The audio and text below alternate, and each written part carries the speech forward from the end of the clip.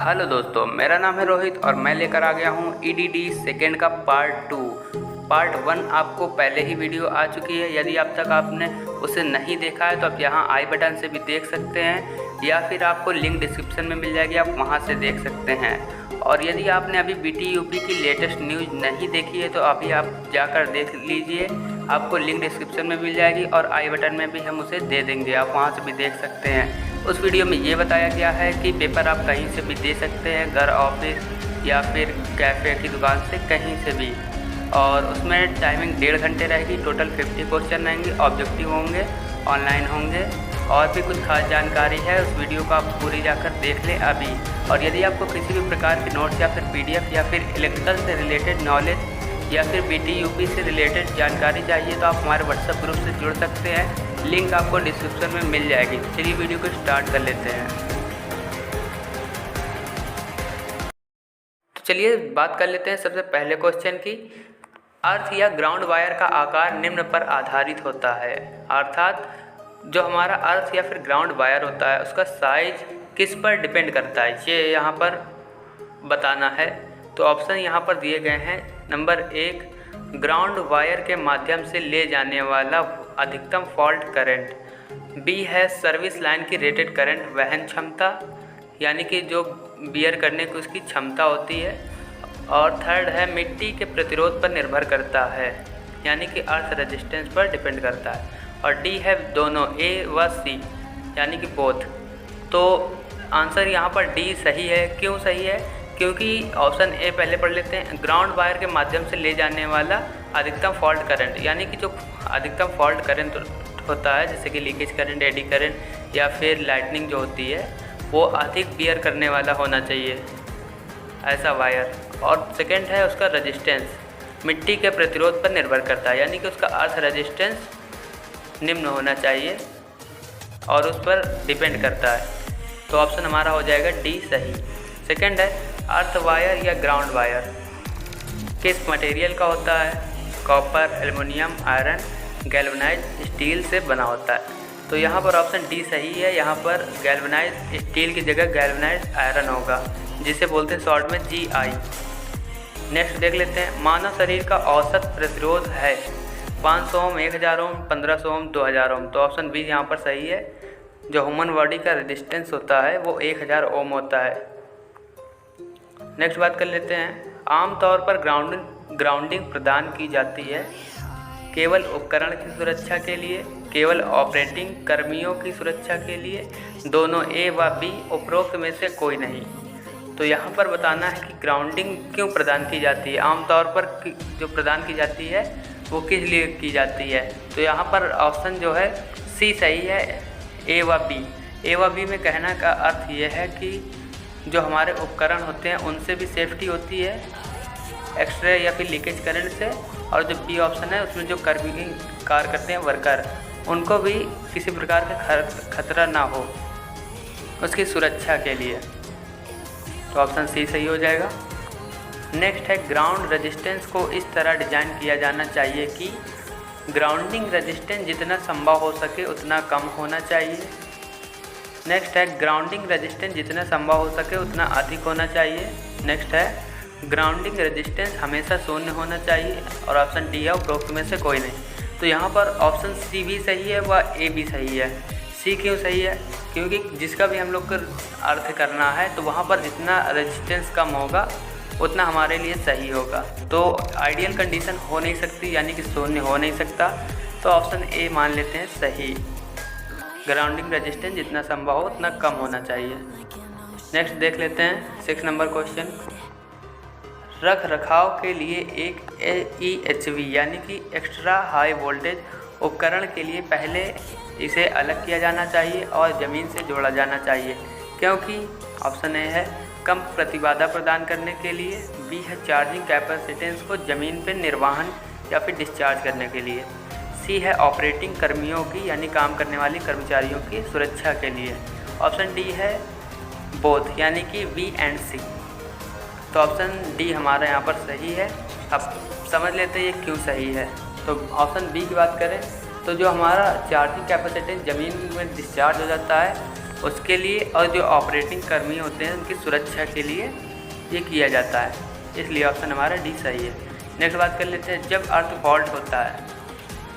Option A है grounding के कारण अर्थ मैट पर वोल्टेज पोटेंशियल बढ़ जाता है।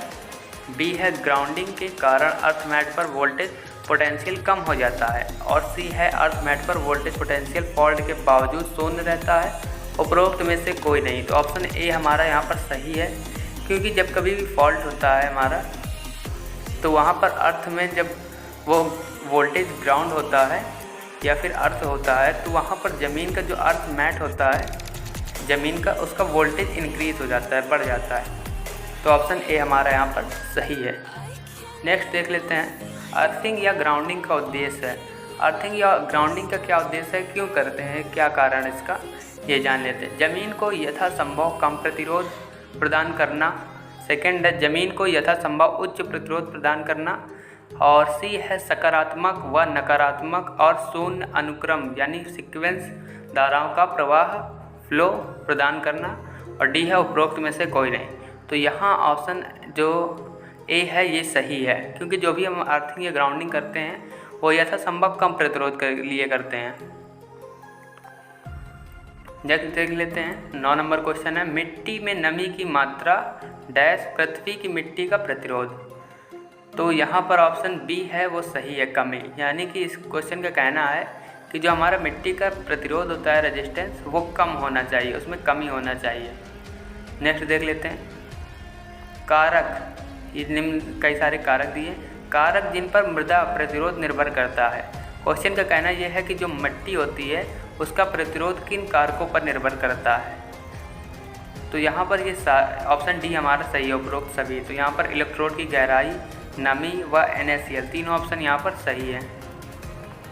नेक्स्ट देख लेते हैं, जब 3 फेज सिस्टम को, 3 फेज यानी कि आप डिस्ट्रीब्यूशन या फिर ट्रांसमिशन मान लें, 3 फेज सिस्टम को ग्राउंड नहीं किया जाता है और यदि single line to ground fault होता है तो अन्य 2 स्वस्थ चरणों का वोल्टेज होगा। तो यहाँ पर जैसे 3 फेज 3 वायर जा रहे हैं, उनमें से एक वायर टूट के अर्थ हो जाता है, तो वो जो 2 वायर शेष बचते हैं उनका वोल्टेज कैसा होगा। तो यहाँ पर ऑप्शन 3 दिए गए, यहाँ पर ऑप्शन सी बढ़ता है, क्योंकि वहाँ जो एक उसका वोल्टेज ज़मीन में ग्राउंड हो गया है, उसके कारण उन दोनों वायर का जो वोल्टेज होगा वह इंक्रीज़ हो जाता है। तो चलिए इसी के साथ कुछ और भी क्वेश्चन देख लेते हैं। उचित अर्थिंग के लिए, यहाँ पर उचित अर्थिंग का मतलब है प्रॉपर अर्थिंग। प्रॉपर अर्थिंग के लिए पृथ्वी की निरंतरता पथ का मतलब होता है यानी कि कंटिन्यूटी, एक जो रास्ता होता है वो। तो उसका परीक्षण करते समय पृथ्वी का रेजिस्टेंस का अधिकतम मान क्या होना चाहिए। यानी कहने का अर्थ ये है कि जब भी हम रेजिस्टेंस चेक करते हैं अर्थ का, तो यहाँ पर ऑप्शन सी सही होगा। नेक्स्ट देख लेते हैं, सुरक्षा की दृष्टि से अर्थिंग इलेक्ट्रोड का रेजिस्टेंस होना चाहिए। यानी कि सुरक्षा यानी कि सेफ्टी के दृष्टि से अगर देखें तो इलेक्ट्रोड का रेजिस्टेंस क्या होना चाहिए, कम, ज़्यादा, मीडियम, या फिर पृथ्वी के प्रतिरोध का मान सुरक्षा को प्रभावित नहीं करता है। तो यहाँ पर ऑप्शन ए सही होगा, जो रेजिस्टेंस होता है वो इलेक्ट्रोड का कम होना चाहिए सुरक्षा की दृष्टि से। नेक्स्ट देख लेते हैं, प्लेट अर्थिंग में प्रयुक्त सामग्री। यानी कि पूछा गया है कि जो हम लोग प्लेट अर्थिंग करते हैं, जो डिफरेंट टाइप की अर्थिंग होती हैं, coil earthing, pipe earthing, rod earthing, तो हम लोग प्लेट अर्थिंग में क्या यूज करते हैं, कौन सा मटेरियल यूज करते हैं। तो यहाँ पर बहुत कंफ्यूज कर देता है। लकड़ी का कोयला, सेकंड है नमक व अर्थिंग प्लेट, और ऑप्शन सी है ए एंड बी बोथ, और डी है इनमें से कोई भी नहीं। तो यहाँ पर ऑप्शन जो ए है वो भी सही होना चाहिए, लेकिन यहाँ पर ऑप्शन बी एकदम करेक्ट है, क्योंकि हम लोग लकड़ी का कोयला यानी चारकोल प्रयोग करते हैं, साथ ही में नमक भी यूज करते हैं, तो उसमें नमक नहीं दिखाया गया। और हम लोग प्लेट अर्थिंग कर रहे हैं, तो यहाँ पर बी ऑप्शन सही होगा, नमक व अर्थिंग प्लेट। तो यहाँ पर सी ऑप्शन सही होगा, ए व बी दोनों। नेक्स्ट बात कर लेते हैं, भवन की नींव यानी कि एक बिल्डिंग है उसके फाउंडेशन की बात हो रही है, कब भूमिगत यानी कि अंडरग्राउंड केबल की न्यूनतम दूरी होनी चाहिए। बहुत ही डीप में ये क्वेश्चन पूछा गया है कि जो एक बिल्डिंग होती है उसके फाउंडेशन में जो अंडरग्राउंड केबल बिछाया जाता है उसकी न्यूनतम दूरी क्या होना चाहिए। 100 सेंटीमीटर, 50 सेंटीमीटर, 10 सेंटीमीटर व 5 सेंटीमीटर। तो यहाँ पर ऑप्शन सी है 10 सेंटीमीटर उसकी मिनिमम डिस्टेंस होनी चाहिए। तो नेक्स्ट देख लेते हैं हाउस वायरिंग, यानी ये घर की वायरिंग की बात हो रही है। हाउस वायरिंग में काले और हरे तार का संकेत करते हैं। तो ऑप्शन देख लेते हैं क्रमशः पृथ्वी और तटस्थ, दूसरा है चरण और तटस्थ क्रमशः, तीसरा है चरण और पृथ्वी क्रमशः तटस्थ और पृथ्वी। तो यहाँ पर ऑप्शन होगा डी, यानी कि क्रमशः तटस्थ और पृथ्वी। एक हाउस वायरिंग में यहाँ पर हम आपको समझाने की कोशिश करते हैं क्या कहना है क्वेश्चन का। यहाँ पर पूरी तरह से हिंदी का प्रयोग कर दिया है कि लड़के लोग या फिर स्टूडेंट जो भी हैं वो कंफ्यूज हो जाएं। तो यहाँ पर पृथ्वी का मतलब है अर्थ से और तटस्थ का मतलब है न्यूट्रल वायर से। तो यहाँ पर साफ साफ पूछा गया है, क्वेश्चन यहाँ पर इंग्लिश से दे दिया गया है और ऑप्शन हिंदी से, फुल्ली आपको कंफ्यूज कर दिया है ताकि आप गलत कर बैठे हैं। तो यहाँ पर आप समझ लीजिए कि एक हाउस वायरिंग है उसमें काले और हरे तार संकेत करते हैं। तो काला हमारा जो होता है वो ब्लैक होता है, यानी कि वो न्यूट्रल वायर हम लोग प्रयोग करते हैं, और हरा तार हमेशा होता है स्टैंडर्ड वायर। ये है दोनों, हरा तार जो होता है हरा वायर ये हम लोग अर्थिंग के लिए यूज करते हैं। तो ऑप्शन यहाँ पर डी सही है, क्रमशः हम लोग न्यूट्रल और अर्थ को। तो यहाँ पर भी हमें सीक्वेंस देना है कि पहले पूछ रहा है काला बाद में हरा, तो पहले हम लोग लेंगे काला, यानी काला होता है न्यूट्रल, तो ऑप्शन डी में पहला न्यूट्रल लिखा रहा है बाद में अर्थ। यदि आप पहला देखें तो ये भी कन्फ्यूजन वाला है, इसमें भी पहले में दिया है अर्थ और न्यूट्रल, तो आपको सीक्वेंस भी देखना है। यहाँ ऑप्शन डी सही हो जाएगा। नेक्स्ट बात कर लेते हैं 6 नंबर क्वेश्चन की। पृथ्वी प्रतिरोध में शामिल है इलेक्ट्रोड से दूर मिट्टी का प्रतिरोध, ठीक है, इलेक्ट्रोड और मिट्टी के बीच संपर्क प्रतिरोध, धातु इलेक्ट्रोड का प्रतिरोध। तो यहाँ पर बताना है कि पृथ्वी में प्रतिरोध शामिल है, अर्थात कहने का है कि जो इलेक्ट्रोड की मिट्टी से प्रतिरोध होता है वह इलेक्ट्रोड और मिट्टी के बीच संपर्क प्रतिरोध, धातु का इलेक्ट्रोड प्रतिरोध सॉरी। तो यहाँ पर आपको बताना है कि जो अर्थ रेजिस्टेंस है यानी कि मिट्टी का प्रतिरोध बताना है, और मिट्टी और इलेक्ट्रोड के बीच का प्रतिरोध रेजिस्टेंस बताना है, और इसके बाद आपको ये बताना है कि धातु इलेक्ट्रोड यानी कि जो हम लोग इलेक्ट्रोड प्रयोग करते हैं उसका रेजिस्टेंस। तो इसमें से आपको ऑप्शन बताना है पहला सही है, दूसरा सही है, या फिर तीसरा सही है, या फिर सभी सही हैं। तो लास्ट वाला हमारा सही होगा क्योंकि यहाँ सारे आंसर सही हैं। पृथ्वी में अर्थ रेजिस्टेंस भी होना चाहिए, और इलेक्ट्रोड मिट्टी के बीच का अर्थ रेजिस्टेंस होना चाहिए, और इलेक्ट्रोड का भी मेटल इलेक्ट्रोड का भी रेजिस्टेंस होना चाहिए। नेक्स्ट देख लेते हैं 7 नंबर क्वेश्चन। मनुष्य बिजली के झटके के प्रति अधिक संवेदनशील होते हैं 40 हर्ट्ज में, 48 हर्ट्ज में, 50 हर्ट्ज में व 45 हर्ट्ज में। ये 4 ऑप्शन दिया है। तो आपको इसमें से बताना है कि एक ह्यूमन है उसको बिजली के झटके पर अधिक संवेदनशील है, झटके के प्रति अधिक संवेदनशील कौन सी फ्रिक्वेंसी है यहाँ पर। तो यहाँ पर ऑप्शन जो ए है 50 हर्ट्ज, ये ऑप्शन सही है। यहाँ पर आपको पूरा हिंदी से दे दिया गया है ताकि आप कंफ्यूज हो जाएं। तो यहाँ पर आपको ये चीज़ ध्यान रखना है। नेक्स्ट देख लेते हैं। पृथ्वी की क्षमता को एक रूप में लिया जाता है।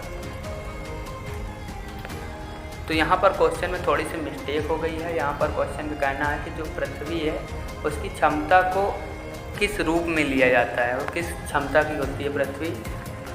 तो ऑप्शन है अनंत है, वोल्टेज है, वोल्टेज आपूर्ति को इंग्लिश में बोलते हैं वोल्टेज सप्लाई, और 1 वोल्ट है, और डी है। तो यहाँ पर ऑप्शन डी हमारा सही होगा क्योंकि वोल्टेज के जो हम लोग किस रूप में लेते हैं शून्य, ये एकदम शून्य होता है। तो ऑप्शन डी है सही।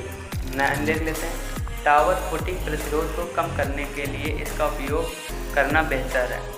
ऑप्शन दिया है केवल रासायनिक और ग्राउंड रॉड, केवल रासायनिक और प्रतिपक्षी, और सी है ग्राउंड रॉड और काउंटर पॉइज केवल, इनमें से कोई नहीं। तो यहाँ पर हिंदी इंग्लिश आपको काफ़ी कंफ्यूज कर देने वाली है।